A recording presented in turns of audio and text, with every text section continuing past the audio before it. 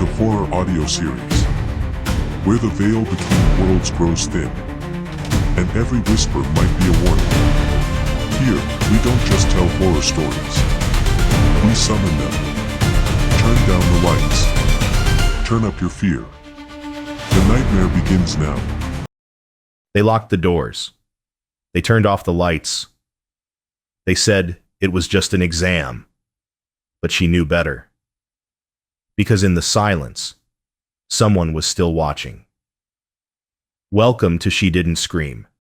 Chapter 1. The Deadly. The sky above Lemont, Manhattan. Preparatory high school was the color of stale ash. Clouds hanging low like soaked gauze, suffocating the horizon. It looked less like a morning and more like the slow onset of decay. Even the birds had vanished, as if nature itself refused to witness what was about to unfold. The campus stood apart from the rest of New York, nestled deep in a forested stretch of land where city noise never reached. Thick oaks surrounded it like silent sentinels, their bare branches scratching at the gray sky. The school building rose from the earth like a mausoleum, tall, monolithic, and stone-skinned, its windows lifeless, its gates blackened with time. There was a stillness to it all, the kind of quiet that comes before something monstrous stirs. Inside those wrought iron gates, 20 students sat in a sleek auditorium, their white and gold uniforms gleaming faintly under the cold fluorescence.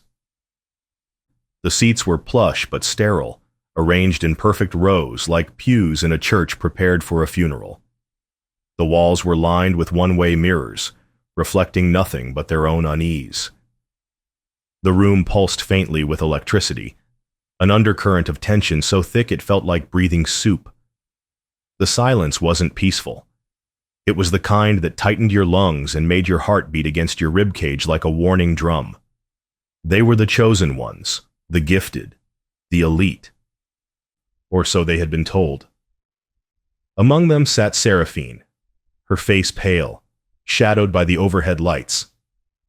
She looked as though she were carved from frost, her dark hair tied back too tightly, her fingers twitching rhythmically against the fabric of her chair. A small scar curled like a ghost across her right wrist, catching the light just enough to hint at past horrors. No one dared to ask about it. No one had ever really dared to ask anything of Seraphine. She didn't speak. She watched. At the front of the room stood Mr. Williams, tall and severe, a man whose spine was too straight and whose eyes flicked like scalpels across the room. His face was chiseled with precision, emotionless as if carved from stone. His voice was the only thing that broke the silence, slicing through it like a bayonet. "You've been chosen," he said. His tone was clipped, surgical. "This is an honor. Only 1% of students across the nation have ever qualified. You are the best." The words sounded rehearsed, like something he had been forced to repeat too many times to too many groups, some of whom may no longer be alive. Beside him stood Ms. Caroline, the literature teacher, noticeably younger and visibly uneasy. Her posture was tense, her hands folded too tightly in front of her. Her eyes kept flickering towards Seraphine, anxious, almost apologetic, like she knew something, but her lips had been sewn shut by fear. Then, with a sudden and jarring finality, the doors slammed shut behind them. Metal clanged against metal. A lock engaged. Not a click. A clang. It echoed down the spine like a death bell. The lights overhead dimmed slightly, just enough to notice, not enough to cause alarm, but they carried the weight of a breath held too long. Seraphine stiffened. Her anxiety wasn't new, but this was different. Her fingers brushed the edge of the seat, clinging as if the room itself might tilt and drop her into a chasm. Her chest was tight, her breath short and mechanical. Something wasn't right. Something wasn't real. Then a sound broke the heavy silence, a soft hiss from the intercom above, like steam escaping from a buried pipe. It crackled once, then again, and then a voice. Cold, genderless, mechanical, cruel. The first question begins now. Get it wrong, and someone will pay. With blood. A pin-drop silence fell. Every head turned. Some looked to Mr. Williams, others to Ms. Caroline. No one laughed. No one moved. It wasn't a prank. The air had changed, charged, unnatural. And then the screen behind the teachers flickered to life. The giant screen blinked violently, static sputtering like the final breath of a dying machine. Then, clarity. A grainy image surfaced from the digital fog. A tank, glass, sealed, stood at the center of a stark, featureless room. Inside it was Olivia. Her once vibrant eyes were now wide. Wild with primal terror, her hands slapped frantically against the glass, her open mouth silently screaming beneath the rising water line. Each strike of her fists left faint red smudges, proof that she was already scraping her skin raw in desperation. The water crept higher. The room gasped in unison. A boy in the third row fell back in his chair. A girl screamed and covered her face, curling inward like a child hiding from lightning. Seraphine stood, her chair scraping loudly against the polished floor. Her voice trembled, not with fear, but with horror blooming into realization. That's Olivia. She was just here yesterday. She wasn't even called in for the test. Her words were a thread unraveling reality. Then the voice returned, flat and cruel, now devoid of even pretense. This is question 1. What is the sum of the following sequence? The numbers flashed in bold red on the screen. 3, 6, 12, 24. You have 60 seconds. The clock appeared, counting down with the cold precision of a guillotine blade descending. No one moved. No one breathed. The silence turned suffocating. The air tasted of static and panic, of sweat and despair. Somewhere near the back, someone began muttering a prayer through clenched teeth. Ethan, the math prodigy, sat frozen. His pupils darted left to right, chasing numbers through a maze of dread. His voice cracked. It's a doubling sequence. The answer is 48. He didn't sound proud. He sounded like a condemned man naming his own executioner. The timer hit 0. The room waited. Nothing happened. Then, violence. Olivia's body jerked violently. The water surged to the top of the tank. Her fists pounded the glass one last time. Her eyes, so wide, so human, locked on the camera. And for one searing moment, she wasn't a student or a victim. She was a mirror.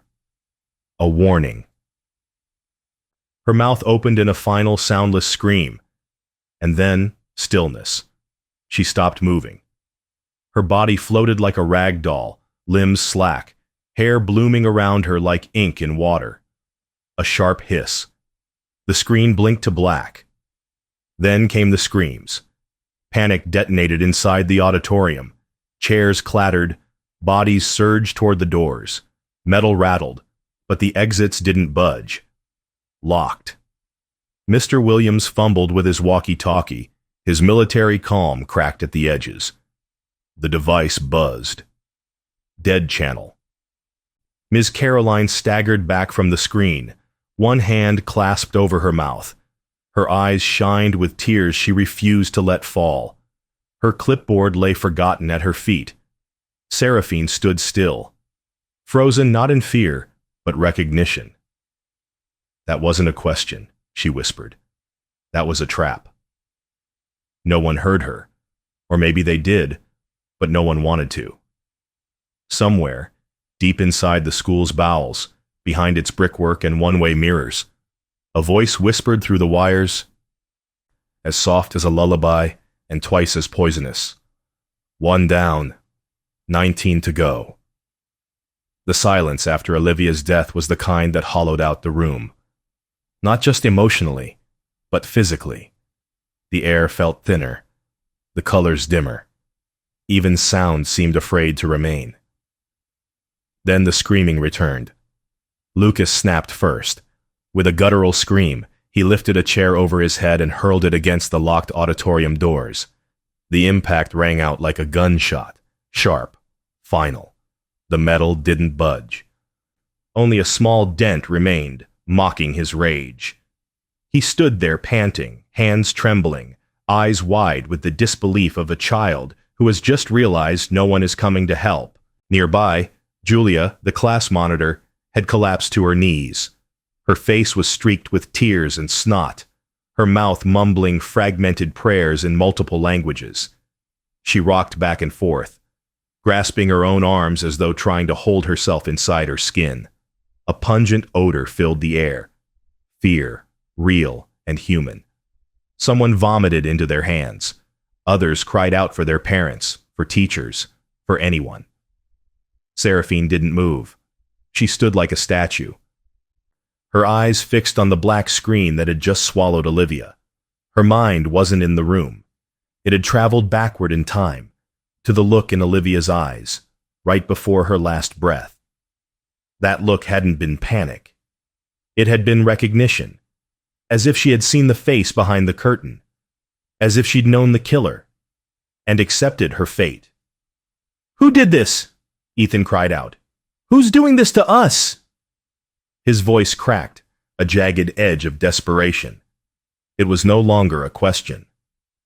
It was a scream for sanity in a world rapidly unraveling. Mr. Williams barked like a drill sergeant. "Everyone sit down, we'll handle this. It's a sick joke. Someone hacked the system. We'll find them." His face was flushed with heat, but his eyes darted toward the corners of the ceiling, the places cameras usually hide. He didn't believe what he was saying, not fully. Then came Seraphine's voice, quiet as a razor. "No, this isn't a joke." The room froze again. Every head turned to her. Even the teachers. She was staring not at anyone, but at the walls. Her voice was low, but carried. "There's something wrong with this place. I felt it the moment we stepped in." A flicker of electricity buzzed through the ceiling lights. The fluorescence dimmed slightly, and in that weak light, everyone looked paler, sicker, as if the fear were bleeding the color from their skin. Seraphine turned her gaze to the far wall. The windows, floor-to-ceiling panes, were fogged over from the inside. It should have been noon. Instead, the sky beyond looked like midnight in a graveyard, charcoal and starless. The trees outside bent slightly in a breeze that never touched the room. Then the intercom crackled again. But this time, no words came. Only laughter. Not loud, not theatrical, but wet, like someone gargling in blood. It slid through the vents like a slug, curling along the walls, dripping from the ceiling. It didn't come from a speaker. It came from everywhere. "Ms." Caroline dropped her clipboard. The sharp clatter echoed like a scream in a tomb. And then the screen flickered again. For just a moment, less than a second, a new image appeared, then vanished. But it had been long enough to be seen. A photo, taken from behind. Inside the room, their class. Now, same students, same clothes, same arrangement of chairs. But something was wrong. Ethan noticed it first. He clutched Seraphine's arm, his voice panicked. "That picture, how could they have taken that just now? We're in it." But Seraphine's eyes had already gone cold. "No," she said. "That picture wasn't just taken." She stepped closer to the screen as it flickered again, trying to show the same image. "Look at the faces." Indeed, the faces were theirs, but not alive. Their skin was pale, mottled like drowned corpses. Their eyes were pitch black, voids without light. And the room they were in wasn't this auditorium. It looked like a morgue. A low, mechanical buzzing sound began to rise again. The lights pulsed. The screen turned white, but not clean white. A smeared, cloudy white, like an old hospital curtain soaked in bleach and blood. Then new words appeared, dripping red, as though carved in fresh meat. Question 2. A pause. Then, who among you deserves to die next? The lights began to dim, one by one. Click, click, click. Each bulb popped softly, like a heartbeat dying. Shadows stretched up the walls, bending like hands. For the first time, Seraphine truly understood. They were not being tested. They were being hunted. Hunted. That was the end of this chapter. Thank you for listening to She Didn't Scream.